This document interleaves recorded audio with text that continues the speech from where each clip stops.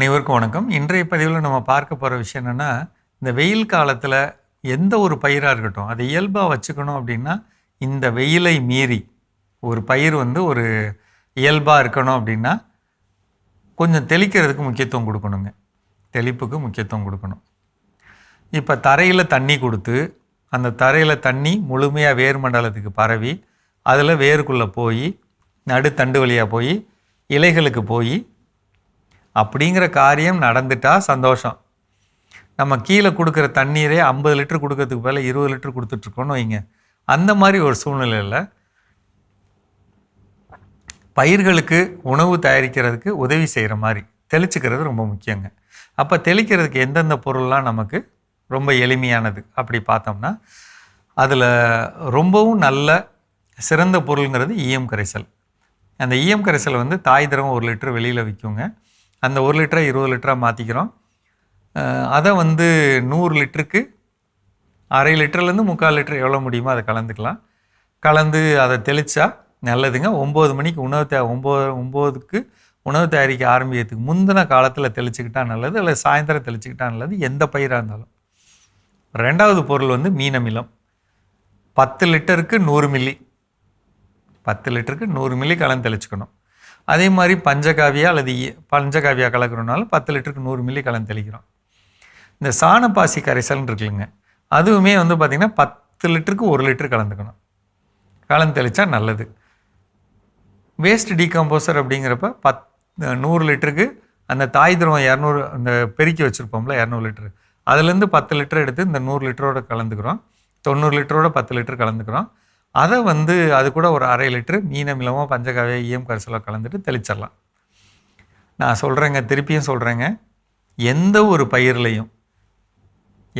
பயிர்லையும் நமக்கு விளைச்சல் அதிகம் வரணும்னா ஒவ்வொரு 12 நாளைக்கு ஒரு முறை தெளிக்கிறது ரொம்ப முக்கியம். அது ரொம்ப கவனமாக செய்யணும். சாயந்தரமாக தெளிச்சுக்கிறது ரொம்பவே நல்லதுங்க.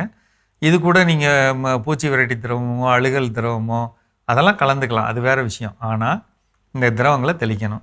இது கூட நம்ம பயிர்களுக்கு ஒரு நல்ல உணர்வை கொடுக்குற மாதிரி நுண்ணூட்ட சத்துக்கள் உள்ள பொருள்கள். இப்போ உதாரணத்துக்கு நம்ம இயற்கை வழியில் எப்படி நுண்ணூட்ட கரைசல் தயாரிக்கணும்னு சொன்னோம், அது மாதிரி கொடுக்கலாங்க. அல்லது எருக்கு கரைசல் கலந்துக்கலாம். அல்லது கடல் பாசி உரம் இருக்கு இல்லைங்களா, அது ஒரு 1/2 லிட்டர் கலந்துக்கலாம். கலந்து தெளித்தா நல்லது. அதே மாதிரி இந்த ஹியூமிக் பவுடர் இருக்கு இல்லைங்களா, அது ஒரு 1/4 கிலோலேருந்து 1/2 கிலோ நல்லா கரைச்சிட்டு தெளிக்கிறது. இதெல்லாம் தெளிப்புங்கிறது ரொம்ப முக்கியங்க எந்த பயிருக்கும். ஏன்னா நல்லா கவனித்து பாருங்கள், இந்த வெயில் காலத்தில் காய்த்து நமக்கு மகசூல் தர வேண்டிய பயிர்கள் அப்படின்னு பார்த்தா பெரும்பாலான தோட்டக்கலை பயிர்கள் வரும். முக்கியமாக நெல்லி, முந்திரி, அதே மாதிரி இப்போ புளிய மரம், அதே மாதிரி பப்பாளி, எப்பவும் போல் எலுமிச்சை, கொய்யா. அப்போ இந்த பயிர்களில் நமக்கு அதிக லாபம் வரணும்னா தெளிப்பு முக்கியம். இந்த விஷயத்தை மனசில் வச்சுக்கோங்க. அது கூட நம்ம பூச்சி விரட்டி திரவமோ அல்லது புழுவுக்கான திரவமோ அல்லது பேனுக்கான திரவமோ நம்ம கொடுக்குறோன்னா, நான் கண்டிப்பாக சொல்கிறேங்க, பகலில் தெளிக்கக்கூடாது. 10 மணிலேருந்து 4 மணி வரைக்கும் தெளிக்கக்கூடாது. ஒன்று காலையில் 9 மணிக்கு முன்னாடி தெளிக்கணும். இன்னும் சொல்லப்போனால் அது காலையில் தெளிக்கவே வேண்டாம், மற்றதெல்லாம் தெளிக்கலாம். வளர்ச்சிக்கான திரவத்தை தெளிக்கலாங்க. இந்த பூச்சிகளுக்கானதோ அழுகலுக்கானதோ கலந்து தெளிக்கிறதுனா கண்டிப்பாக சாயந்தரம் 5 மணிக்கு மேலே தெளிக்கிறது நல்லது.